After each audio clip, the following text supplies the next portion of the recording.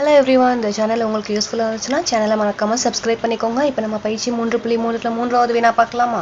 அதுல நமக்கு என்ன கொடுத்திருக்காங்க? பின்வரும் ஒவ்வொரு சோடி பல்லுறுப்பு கோவைகளின் மீப்போவா காண்கன்னு சொல்லியிருக்காங்க. நமக்கு இதுக்கு முன்னாடி இரண்டாவது சம்ல வந்து மீச்சிமா கண்டுபிடிக்க சொல்லியிருந்தாங்க. ஆனா இப்போ வந்து மீப்போவா கண்டுபிடிக்க சொல்லியிருக்காங்க. நமக்கு மீச்சிமா கொடுத்துட்டாங்க. இப்போ நம்ம வந்து எப்பவும் போல ஃபர்ஸ்ட் உள்ளதை வந்து நம்ம f of x ன்னு எடுத்துக்கலாமா? ஃபர்ஸ்ட் உள்ளது நமக்கு f of x 12 x இன் அடுக்கு 4 x இன் அடுக்கு 3. இப்போ இது ரெண்டுலயுமே நமக்கு x இன் அடுக்கு 3 காமனா இருக்கா? x இன் அடுக்கு 3 மட்டும் காமனா வெளியே எடுத்துட்டோம்னா இங்க 4x இருக்கு. நம்ம 3x எடுத்தாச்சு. அப்ப பேலன்ஸ் நமக்கு 1x இருக்கும். இங்க -1. அப்ப நம்ம g of x என்ன? g of x வந்து 8 x இன் அடுக்கு 4 -3 x இன் அடுக்கு 3 plus 2 x இன் அடுக்கு 2. இதுல பாத்தீங்கன்னா நமக்கு x இன் அடுக்கு 2 காமனா இருக்கா? x இன் அடுக்கு 2 மட்டும் வெளியே எடுத்துட்டோம்னா இங்க x இன் அடுக்கு 4 இருக்கு. 4 எத்தனை வந்து இன்னும் நமக்கு x இன் அடுக்கு எத்தனை இருக்கு? 2. ஏன்னா 2 நம்ம கூட்டினோம்னா நமக்கு 4ன்னு வரும். மைனஸ் நம்ம கிட்ட 3 x இன் அடுக்கு 2 வெளியே எடுத்தாச்சு. இங்க 3 இருக்கு. அப்ப நமக்கு பேலன்ஸ் 1 வரும். பிளஸ் இங்க x இன் அடுக்கு 2யுமே வெளியே எடுத்தாச்சு. அப்பனா நமக்கு பேலன்ஸ் 2 வரும். அப்ப g of x நம்ம இதை காரணிப்படுத்தி எழுதிக்கலாமா? 8x². இந்த இதை நம்ம காரணிப்படுத்தி எழுதினோம்னா இங்க +2ன்னு இருக்கு. ஆனா நமக்கு கூட்டும் போது -3ன்னு வரணும். அப்ப ரெண்டுமே நமக்கு மைனஸா இருக்கும். 2 -1 -2 நம்ம கூட்டினோம்னா நமக்கு -3 கிடைக்குமா? அப்ப இது எப்படி எழுதிக்கலாம்? x -1 x -2ன்னு எழுதிக்கலாமா? இப்ப நம்ம எப்படி ஃபார்முலால எழுதுவோம்? f of x into g of x is equal to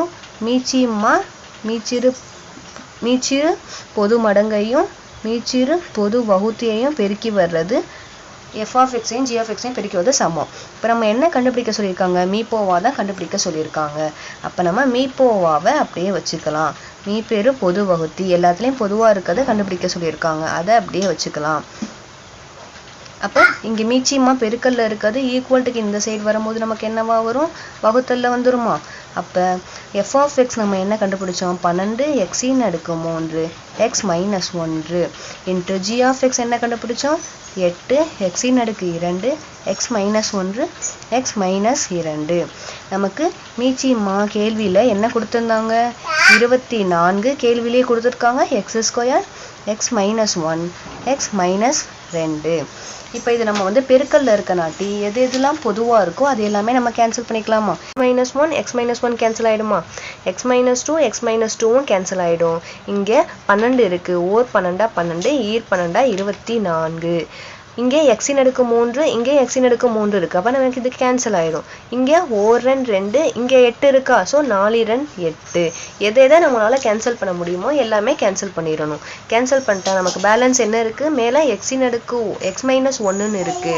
into 4 x இன் அடுக்கு 2 இருக்கா? மத்த எல்லாமே மேலையும் கீழையும் கேன்சல் ஆயிடுச்சு. அப்ப நம்மளோட மீப்போவா என்ன? நம்மளோட மீப்போவா x -1 4x² அல்லது எப்படி எழுதிக்கலாம்? 4x² x -1ன்னு எழுதிக்கலாம். இதுதான் நம்மளோட மீப்போவா. இரண்டாவது வினா பார்க்கலாமா? இரண்டாவது வினால ஃபர்ஸ்ட் உள்ளதை வந்து நம்ம f of x ன்னு எடுத்துக்குவோமா? x இன் அடுக்கு 3 y இன் அடுக்கு 3. இதை வந்து நம்ம ஒரு ஃபார்முலா படி எழுதலாம். ஆனா நமக்கு பாத்தீங்கன்னா மீச்சிமால வந்து இது இருக்கு. அப்பனா நமக்கு அது கேன்சல் ஆயிடும். இந்த இதை நம்ம எப்படி எழுத வேணாம் அப்படியே எழுதிக்கலாம். g of x மட்டும் g of xல வந்து x இன் அடுக்கு 4 plus x² y² plus y இன் அடுக்கு 4ன்னு இருக்கா? இப்போ இந்த இதுல பாத்தீங்கன்னா நம்ம x² மட்டும் வெளியே எடுத்துக்கலாமா? x² மட்டும் வெளியே 3 இதுலயுமே x² மட்டும் வெளியே எடுத்தோம்னா வெளியே காமனா எடுத்தோம்னா நமக்கு வந்து y²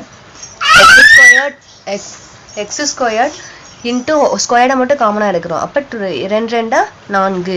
இதை ஸ்கொயர்டை மட்டும் காமனா எடுத்தோம்னா ரெண்டுக்கும் சேர்த்து காமனா ஸ்கொயர் போடுறோம். இப்ப நம்ம இந்த ஒரு ஃபார்முலா a² + b² ஃபார்முலா இருக்குல்ல, அதே மாதிரி தான் இது வந்து நமக்கு 3 டேர்ம் இருக்குன்னு வச்சுக்குவோம். a² + b²க்கு எப்பயுமே ஃபார்முலா எழுதுவோம். இது எப்படி எழுதுவோம்? a + b ஒரு இதை பிளஸ் ஆகும் ஒரு இதை மைனஸ் ஆகும் எழுதுவோமா?